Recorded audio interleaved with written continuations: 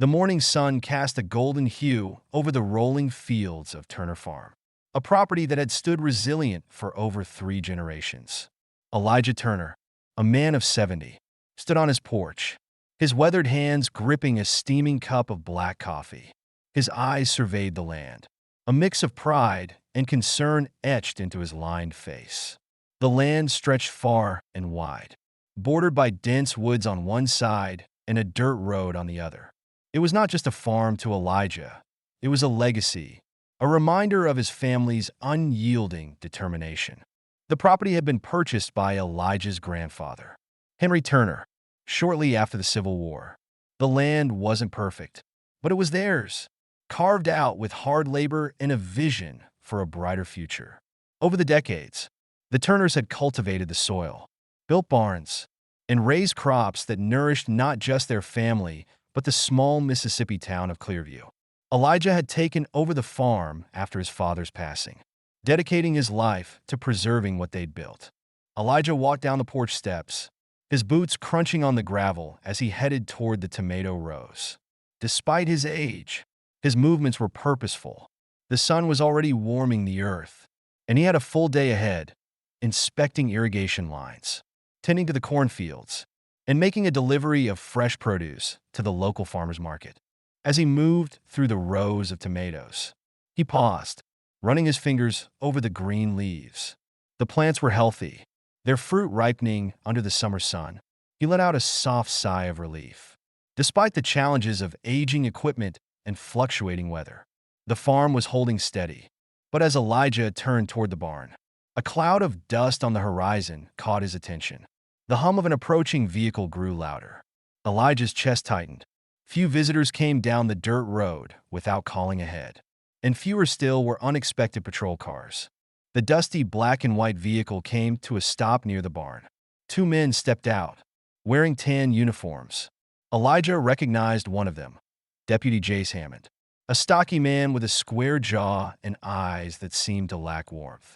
The other officer was unfamiliar, younger, and more hesitant in his movements. Elijah straightened his back, brushing dirt off his worn overalls. He stepped forward as the officers approached, their boots kicking up small clouds of dust.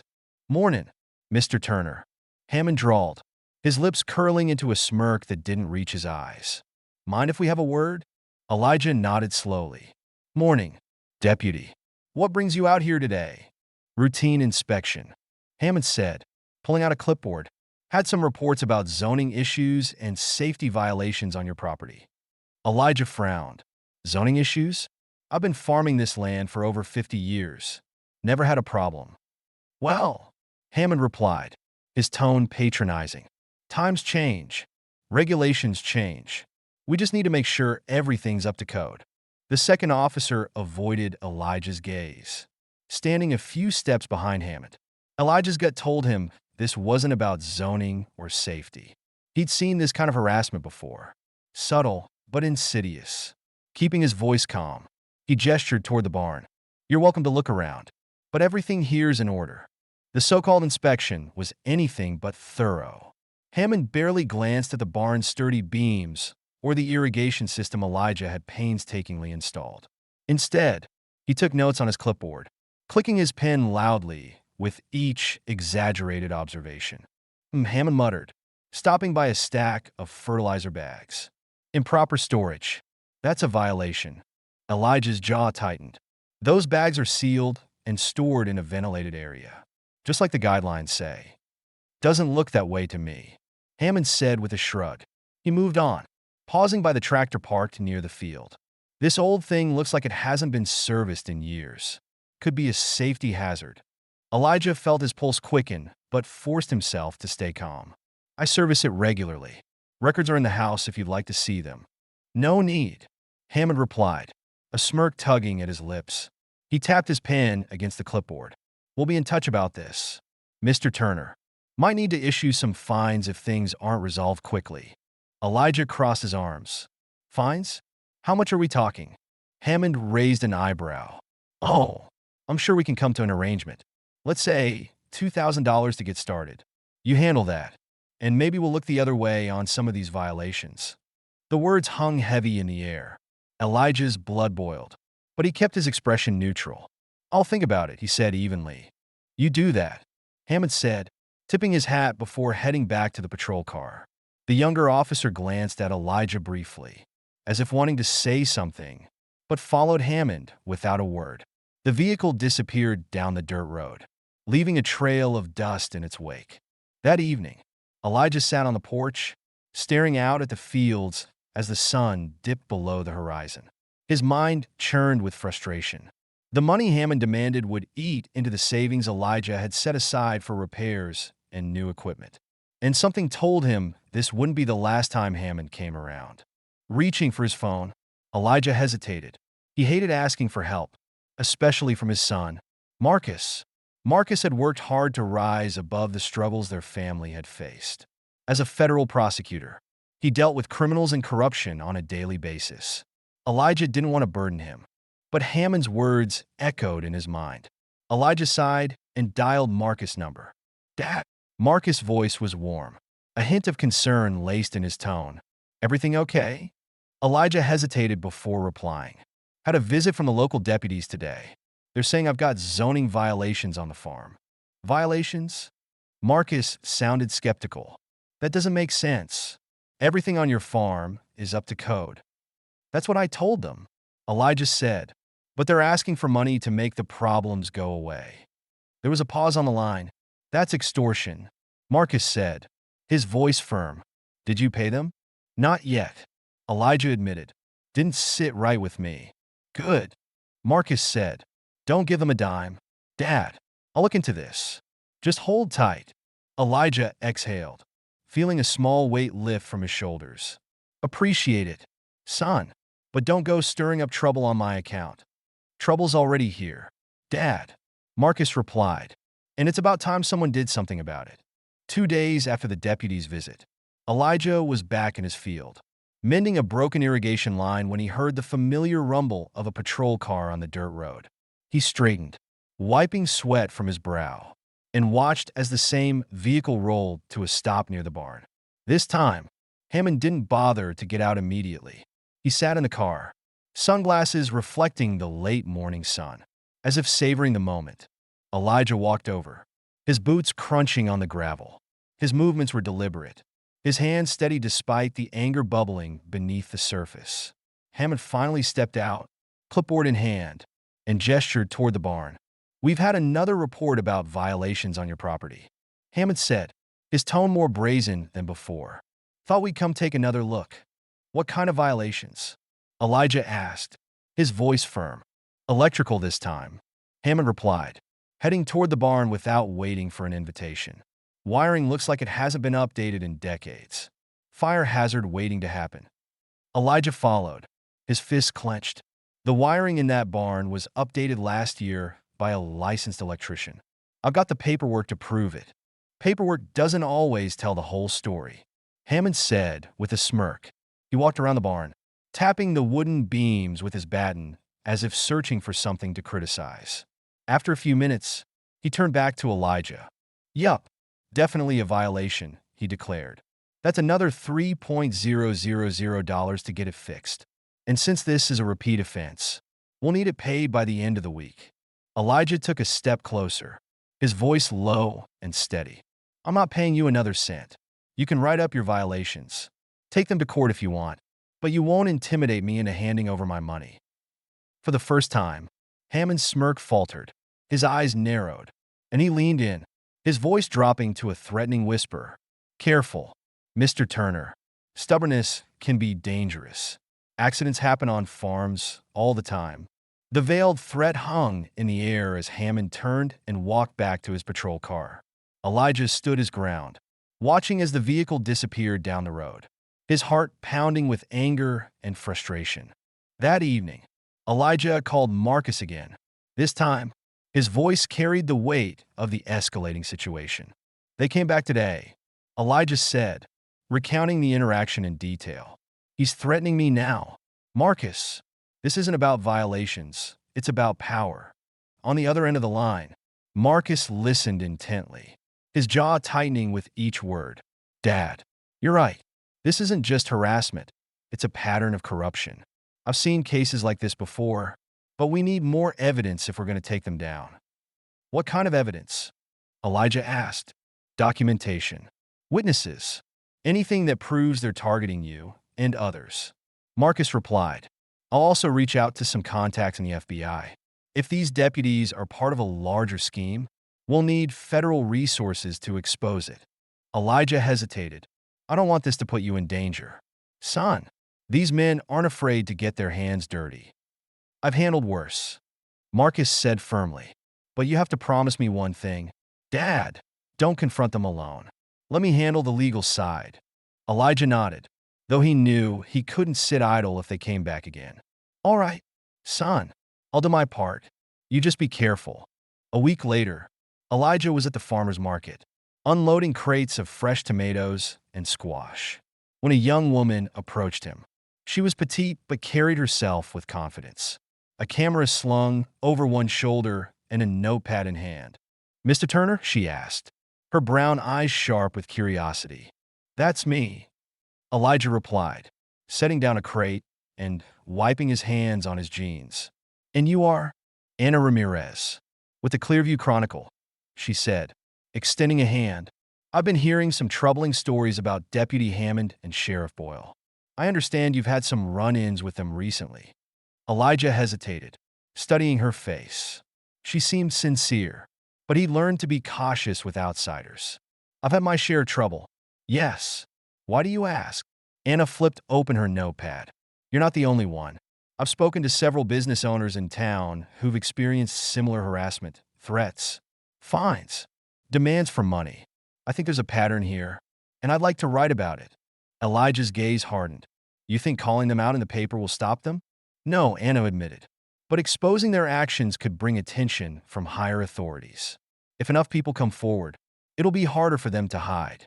Elijah considered her words. He thought about Marcus' advice, about the need for witnesses and documentation. I'll think about it, he said finally. But if I talk to you, it'll be off the record for now. Anna nodded, understanding his caution. That's fair. Here's my card. Call me if you're ready to share your story, or if you hear anything that might help. As she walked away, Elijah felt a glimmer of hope. Perhaps the tide was beginning to turn. The next time Hammond and his partner arrived at the farm, they were met with an unexpected sight. Linda Monroe, Elijah's retired schoolteacher neighbor, was standing at the edge of the property, her arms crossed. Behind her were a handful of other locals, Tommy Jenkins, who ran the hardware store, Maria Alvarez, a single mother who managed the town's diner, and Gabriel Myers, a passionate young activist who had recently returned to Clearview. What's all this? Hammond sneered, stepping out of his car. Just keeping an eye on things. Linda replied evenly. After all, it's not every day we see the law visiting Mr. Turner so often. Hammond's eyes narrowed. This is official business. You all need to leave. We're not on his property, Gabriel said, gesturing to the dirt road. We're just here to observe. You know, make sure everything's by the book. The deputies exchanged a tense glance, but they didn't push further. Instead, Hammond turned to Elijah, his expression colder than ever. This won't end well for you, old man, he muttered before heading toward the barn. Elijah stood tall, his neighbor's presence bolstering his resolve. He knew the fight wasn't over, but for the first time, he didn't feel alone. The following week, the harassment reached a boiling point. Deputy Hammond and his partner showed up yet again, this time with a more aggressive approach. Hammond marched straight up to Elijah, clipboard in hand, not bothering to exchange pleasantries. We've been real patient with you, Turner, Hammond began, his voice dripping with mock authority. But this is the last warning. If you don't pay up, we'll have no choice but to escalate. Elijah, who had been repairing a broken fence post, stood slowly, the hammer still in his hand. His heart pounded in his chest, but his expression remained calm. I told you before, Deputy, Elijah said, his voice steady. I'm not giving you a dime. Hammond's smirk vanished, replaced by a scowl. Then you're going to regret it, he said, stepping closer. You think you can stand up to me? To us? Before Elijah could respond, the sound of tires on gravel drew their attention. A truck pulled up to the farm, and out stepped Linda Monroe and Gabriel Myers, followed by several other neighbors. They stood in a line, arms crossed, their expressions resolute. "Mr. Turner's not alone," Linda said firmly. "If you want to harass him, you're going to have to deal with all of us." Hammond's jaw tightened, and his partner shifted uncomfortably. It was clear they hadn't anticipated this level of resistance. Still, Hammond wasn't ready to back down. "This isn't a town hall meeting," he sneered. "Go home. All of you. We're not going anywhere," Gabriel said, his voice loud and clear. "And we're documenting everything." He held up his phone, its camera trained on Hammond. For a moment, the deputy hesitated. Then, with a frustrated growl, he turned on his heel and stalked back to the patrol car. "This isn't over," he shouted before slamming the door and speeding off. Elijah exhaled, the tension in his shoulders easing slightly as he turned to his neighbors. "I don't know what to say." "You don't have to say anything," Linda replied with a small smile. "We're in this together." Later that evening, Elijah sat on his porch, watching the sun set over the fields. He heard the sound of a car approaching and stood, his heart lifting when he saw Marcus step out of the vehicle. His son looked sharp in a suit, but his expression was one of concern. "Dad," Marcus said, crossing the yard in a few strides. "Are you okay?" "I'm fine," Elijah replied, though the weariness in his voice betrayed him. "But things are getting worse." Marcus sat down beside him, pulling out a folder from his briefcase. "I've been digging into this," he said, flipping through pages of documents. "Hammond and his partner aren't acting alone. Sheriff Boyle is in on this too. They've been running an extortion racket for years, targeting minority-owned businesses and farms." Elijah's brow furrowed. "And nothing's been done?" "Not yet," Marcus admitted. "But that's about to change. I've already contacted the FBI. They're building a case, but they need more evidence. That's where you come in." Elijah nodded slowly. "What do you need me to do?" "Keep standing your ground," Marcus said. "The more pressure they feel, the more mistakes they'll make. And with the community backing you, we can document everything.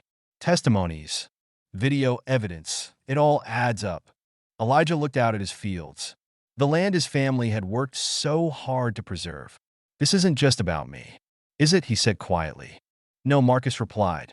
"It's about everyone they've hurt, and it's about stopping them from doing it to anyone else." Word of Elijah's stand against the deputies spread quickly, and within days, Gabriel Myers had organized a town hall meeting, held in the community center. The room was packed with locals, many of whom had their own stories of harassment and extortion to share. Elijah stood near the front, flanked by Marcus and Anna Ramirez, who was taking notes for her expose. Linda Monroe stood to speak first.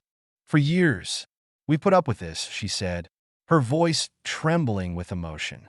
"We thought there was nothing we could do. But Mr. Turner has shown us that we don't have to be afraid. Together, we're stronger than they are." Applause filled the room, and one by one, others came forward. Tommy Jenkins described how Hammond had threatened to shut down his hardware store over supposed fire code violations. Maria Alvarez shared how Sheriff Boyle had demanded cash payments in exchange for protection at her diner. As the testimonies piled up, Marcus leaned over to Anna. "This is more than enough to make a case," he said. "Once the FBI moves in, they won't know what hit them." A week later, the tension reached its peak. Hammond and his partner returned to the farm, this time with Sheriff Boyle in tow. The three men stood in Elijah's driveway, their expressions a mix of anger and desperation. "We've had enough of your games, Turner," Boyle said, his hand resting on the butt of his holstered gun. "You think you can defy us and get away with it?" Elijah stepped forward, his chin held high. "I'm not defying anyone. I'm just standing up for what's right." Boyle sneered. "You'll regret this." At that moment, several cars pulled onto the property. FBI agents stepped out, their badges glinting in the sunlight. Marcus was with them, his expression calm but resolute. "Sheriff Boyle, Deputies Hammond and Miller," one of the agents announced. "You're under arrest for extortion, conspiracy, and abuse of power." The three men froze, their bravado evaporating as the agents approached. Hammond tried to protest, But his words were drowned out by the sound of handcuffs clicking into place. As they were led away, the gathered neighbors erupted into cheers. Elijah stood silently, his heart swelling with relief and gratitude. Marcus placed a hand on his shoulder. "It's over, Dad," he said softly. "No," Elijah replied, his eyes scanning the crowd. "It's just beginning."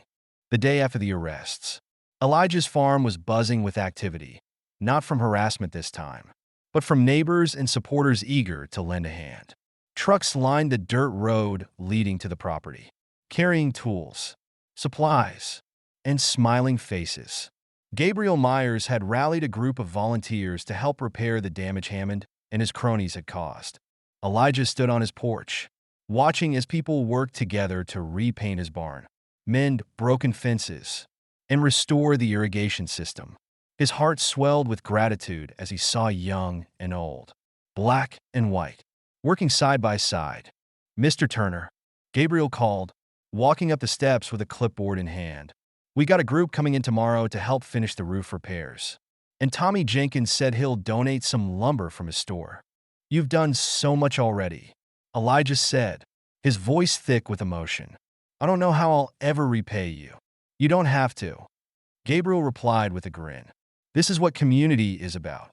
At the town's weekly farmers market, Elijah noticed a shift in the atmosphere.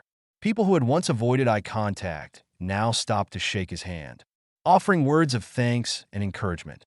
Maria Alvarez, the diner owner, handed him a fresh-baked pie. "This is for you, Mr. Turner," she said, "for showing us how to stand up for ourselves." Linda Monroe approached next, her arms full of homemade preserves. "Your courage has brought this town together," she said. "We're not going to let fear rule us anymore." Even Bill Whitaker, a farmer who had always kept his distance, extended an olive branch. "I've got some extra seed if you need it," he said, his tone gruff but sincere. "Figured it's the least I can do." Elijah thanked them all, his heart heavy with gratitude. For so long, he had felt isolated, bearing the weight of his struggles alone.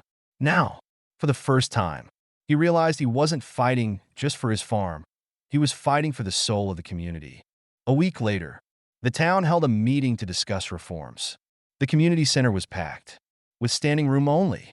At the front of the room, Marcus stood beside FBI agents and Anna Ramirez, who had published a scathing expose detailing the corruption in the sheriff's department. Marcus addressed the crowd, his voice steady and confident. "The arrests of Sheriff Boyle and Deputies Hammond and Miller are just the beginning," he said. "We're working to ensure that this kind of abuse of power never happens again." The crowd erupted into applause, but Marcus raised his hand to quiet them. "Real change starts with all of us. We need to hold our leaders accountable and ensure that our police force serves and protects every member of this community." Anna stepped forward next, holding a stack of papers. "I've received dozens of testimonies from people in this town," she said. "Your voices have been heard, and they will make a difference. But we need to keep speaking out, even when it's uncomfortable." The meeting ended with a unanimous vote to establish a citizen oversight board for the police department. Maria Alvarez and Linda Monroe volunteered to serve on the board, along with Gabriel Myers and a few other community leaders. Marcus promised to oversee the implementation of reforms and ensure transparency. Back on the farm, Elijah threw himself into his work with renewed vigor. The repairs were nearly complete, and his crops were thriving once again. The volunteers who had helped rebuild the farm continued to stop by, bringing supplies, food, and friendship. One afternoon, as Elijah was inspecting his tomato plants, Marcus arrived, carrying a box of documents. "What's all this?" Elijah asked, wiping his hands on his jeans. "Just some plans I've been working on," Marcus replied, setting the box on the porch. "I've been talking to some people about turning the farm into a community resource. Workshops, school visits, maybe even a co-op." Elijah raised an eyebrow. "You've been busy." Marcus grinned. "I learned from the best." As they sat on the porch, going over the details, Elijah felt a sense of pride that went beyond the farm. His son had taken the values he'd taught him, hard work, integrity, and resilience, and used them to make a difference in the world. A month later, The town held its annual harvest festival, but this year felt different. The festival was held on Elijah's farm, a decision the town council had made to honor his courage and the farm's role in uniting the community. The barn was decorated with strings of lights and colorful banners. Tables were set up with fresh produce, homemade baked goods, and crafts from local artisans. Children ran through the fields, laughing and playing games, while a local band played lively folk music. Elijah stood near the barn, watching the festivities with a warm smile. Marcus joined him, holding 2 glasses of sweet tea. "They're calling you a hero, you know," Marcus said, handing his father a glass. Elijah shook his head. "I'm no hero. I just did what needed to be done." "Well," Marcus said, raising his glass, "here's to doing what needs to be done." As they clinked glasses, the band struck up a lively tune, and people began dancing in the barn. Elijah watched his neighbors who had once barely spoken now laughed and danced together, the barriers that had divided them beginning to crumble. That night, as the festival wound down and the last guests left, Elijah sat on the porch, the sounds of laughter and music still echoing in his mind. The stars were bright overhead, and the scent of Grace's jasmine vines filled the air. Marcus sat beside him, his expression thoughtful. "You've built something incredible here, Dad." Elijah nodded, his gaze fixed on the fields. "It wasn't just me. This land, it has a way of bringing people together. It's stronger than I ever realized." The 2 men sat in comfortable silence, the weight of the past months lifting like a heavy cloud. Elijah knew there would still be challenges ahead. Farming was never easy, and change didn't happen overnight. But for the first time in a long time, he felt hopeful. As the whippoorwill called in the distance, Elijah smiled. His family's legacy was secure, not just in the land, but in the community that had grown around it. Together, they had faced the darkness and emerged stronger, their bonds unbreakable. And as the first light of dawn crept over the horizon, Elijah rose, ready to face a new day. The farm was more than a place now. It was a symbol of resilience, unity, and the enduring power of hope.